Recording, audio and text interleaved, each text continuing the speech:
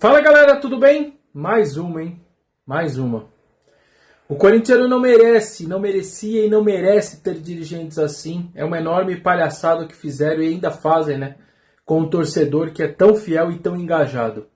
Em dezembro de 2023, Duílio Monteiro Alves anunciou que o zagueiro Murilo foi vendido ao Nottingham Forest por 12 milhões de euros, mais 2 milhões de euros de bônus, e que 10% dos direitos foram guardados para o futuro. Mas o GE revela que não foi bem assim, não.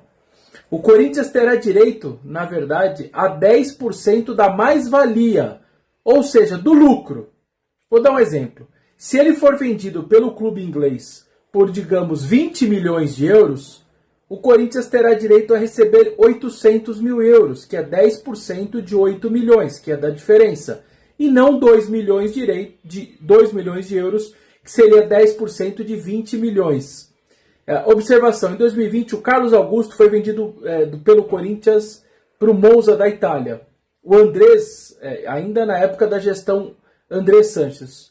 O Corinthians, então, disse que tinha 60% de uma futura venda do Carlos Augusto.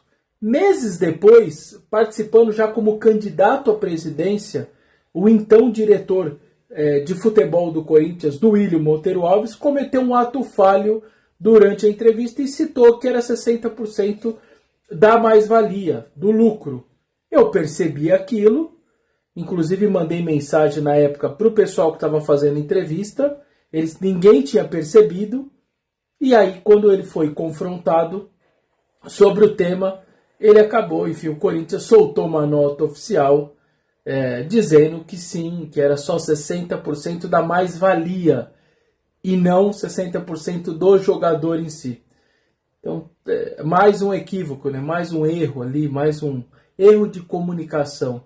É por essas e por outras que o Corinthians está nessa situação e porque os dirigentes do Corinthians têm cada vez menos credibilidade com o seu torcedor. É por casos como esse do Murilo, agora mais recente. Então, o Corinthians não tem 10% se ele for vendido pelo clube inglês. Vai ter 10% do lucro, ou seja, acima de 12 milhões de euros.